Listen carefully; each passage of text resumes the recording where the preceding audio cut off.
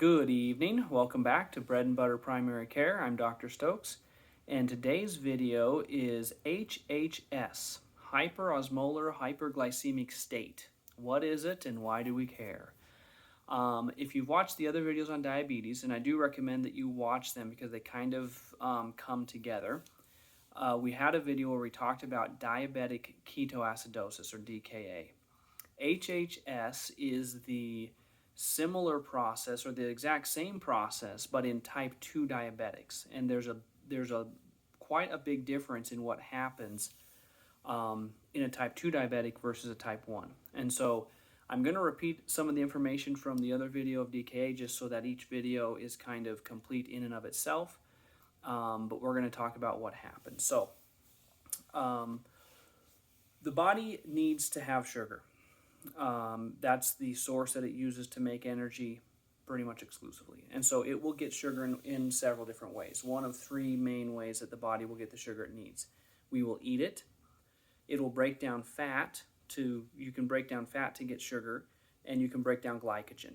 So glycogen is just a whole bunch of sugars hooked together. The liver stores up glycogen molecules. So if you fast for a little while and there's no sugar coming in through the diet, then you can tap into your glycogen stores to keep your sugar up. If you fast for a long time, you're not taking any in, you're running out of glycogen, then your body will break down fatty acids, your adipose and fat tissue, to get sugar. Now, when your body does fat metabolism, there is a byproduct. There's something left over. You have a fat molecule.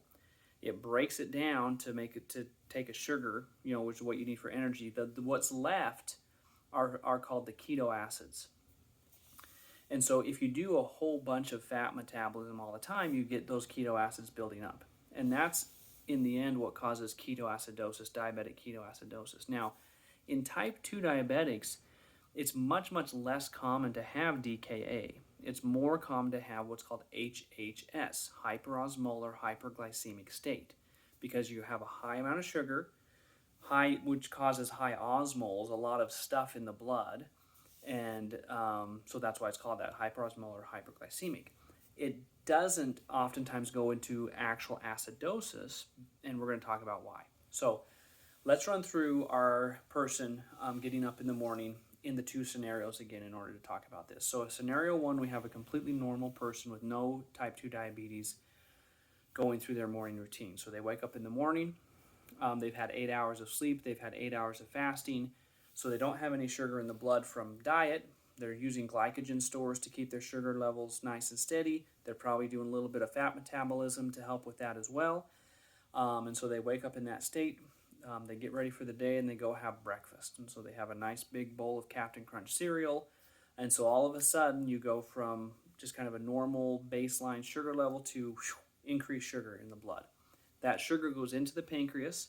The pancreas says, whoop, alert, lots of sugar, let's make some insulin. So the pancreas pumps on and out the insulin, and then the insulin does three different things to bring the sugar levels down. It takes the sugar in the blood that you just ate, moves it into the cells. It tells the liver to stop breaking down glycogen. We don't need it right now. And it tells the metabolism machinery to stop breaking down fat because we don't need it right now. We have lots of sugar. And so insulin comes out. It shuts down sugar production in the liver and the fat cells, and it takes what you just ate and gets it into the cells where it can be used. So save the day. Insulin is the hero, right? So let's take that same scenario, but in a person with type 2 diabetes. Now remember, a type 2 diabetic, the main pathology there is that the insulin doesn't function. So they have insulin, which that's the big difference between a type 1 and a type 2. Type 1s don't even have it. Type 2s do have it, but it doesn't work very well, okay? But how well it works is different in the different jobs it does. So we talked about the three of the jobs of insulin: telling the fat metabolism to stop, putting sugar into the cells, and telling the glycogen metabolism to stop.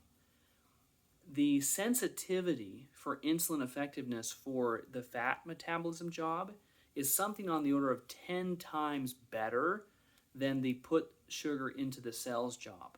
So a type 2 diabetic's insulin doesn't work to put what you just ate into the cells, but it does work to inhibit fat breakdown.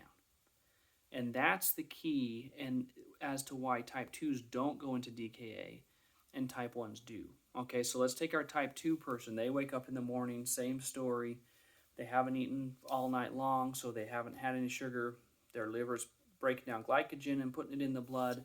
They're doing a little fat metabolism, but they get up and they go have their big bowl of Captain Crunch or Fruit Loops or whatever it may be, and whoosh, sugar levels come up.